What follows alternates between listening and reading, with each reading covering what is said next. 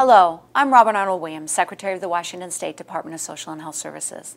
The film you are about to see is about adolescent chemical dependence, or addiction.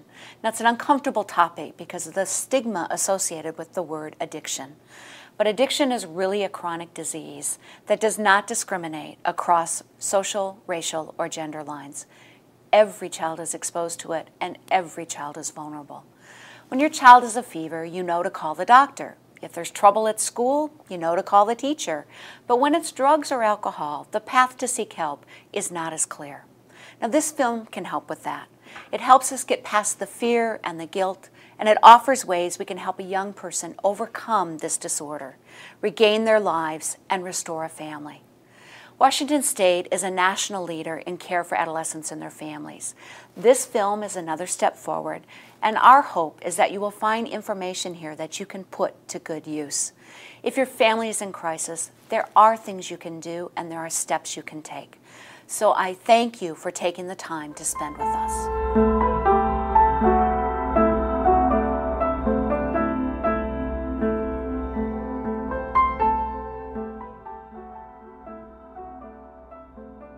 The disease is that your adolescent is taking in chemicals that affect their brain and their psyche and their body, their socialization, their development, physical and mental, emotional. It's basically taking them over. The younger you are when you start drinking and you start smoking or you start using these drugs, the faster it is for you to become addicted, because your body is surging when you're young with all these hormones because you're growing and you're doing all this stuff. Well, when you start taking the drugs, everything is real active in there and it's hitting your brain faster. There's really, really good brain imaging research that just shows what the adolescents' brains are doing and what happens with the chemicals. And the chemicals with an adolescent brain just pretty much take over. It's like the pathways are perfectly set up. Chemical dependency is considered a disease. It's in the DSM listed as a disease. And one thing about a disease is progressive. It can progress and it can get worse and worse. I started using drugs when I was about 15, 16 years old. Started off with smoking weed.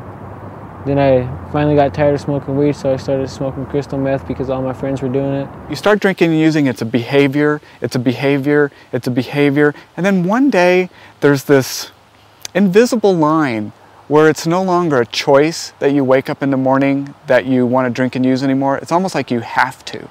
And you cross this line, you don't know when you crossed it, you don't know how you crossed it, you never intended to cross it. By the time I was 10, I was actually leaving home and going and staying with some friends that were down the street, and when their parents were gone, we would decide to slip alcohol and drinks and smoke cigarettes that they had left around and stuff like that. And by the time I was 11, I was doing it daily, slipping more alcohol in, and if they didn't want theirs, I would take theirs too, and just drinking as much as I could handle, which is actually quite a bit for an 11-year-old. And by the end of being 11, I started finding other drugs like pot and pills.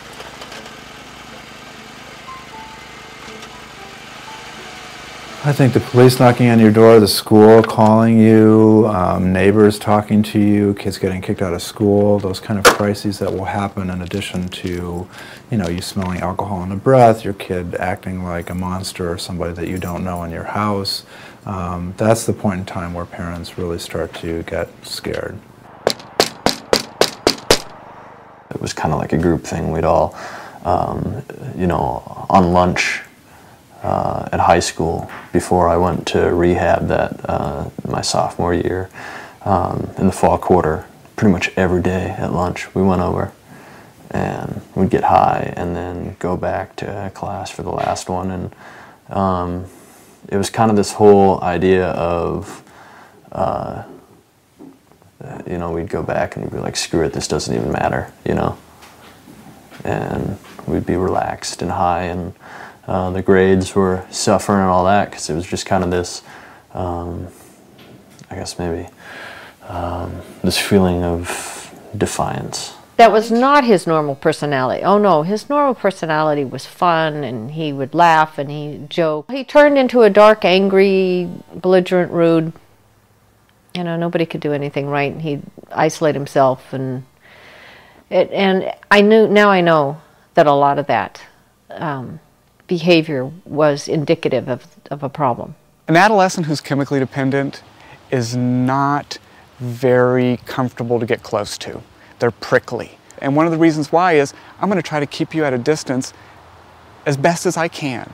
And if I can find where you're weak, I'm going to do that so that you don't get close to me. Throughout the whole time, you know, I was disrespecting my family. We were always in fights. My brother barely talked to me anymore. Me and my mom were arguing every day. I lost contact with my dad for a long time because I put him through a lot. I lost trust of all my family, my friends, everybody I loved. You know, I blew off my girlfriend, blew off my family.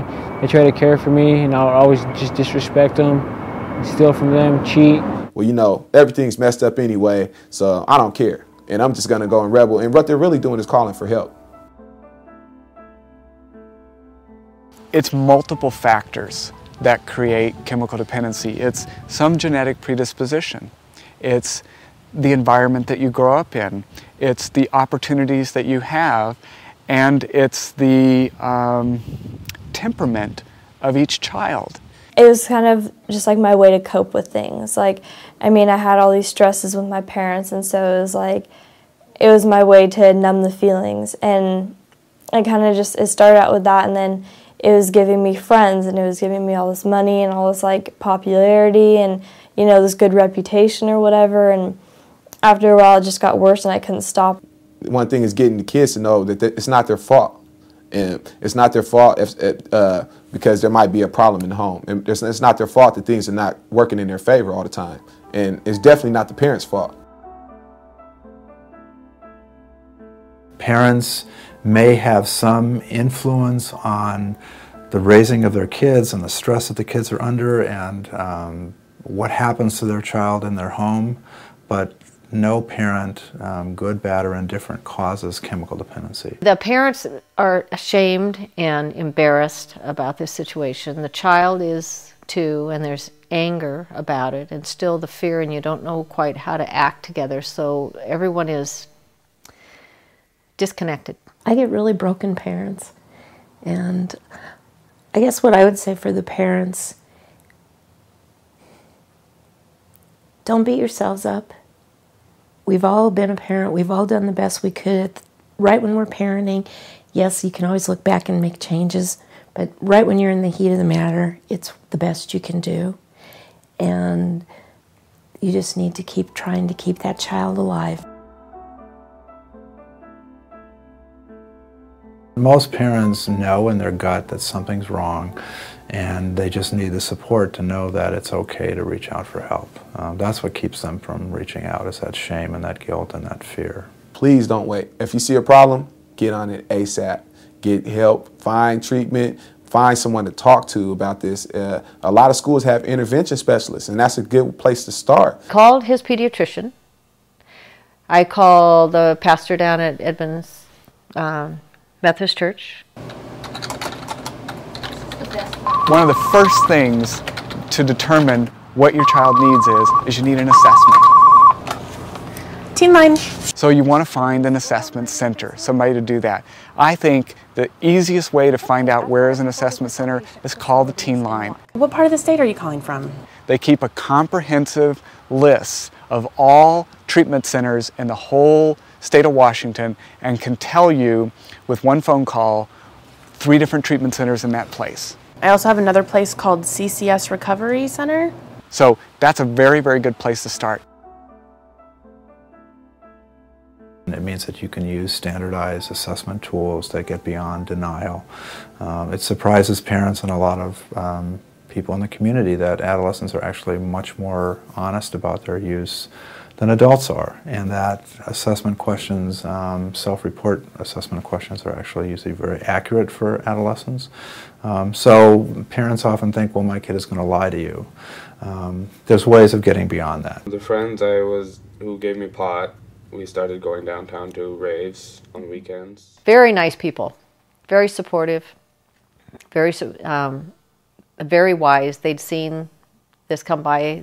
This was not the first time they'd interviewed parents. This wasn't the first time they'd interviewed kids. They could make good assessments. I'd go to parties and I'd drink. And that assessment is one of the most critical parts to where an adolescent gets asked a series of questions where they can determine if they have an issue with chemical dependency.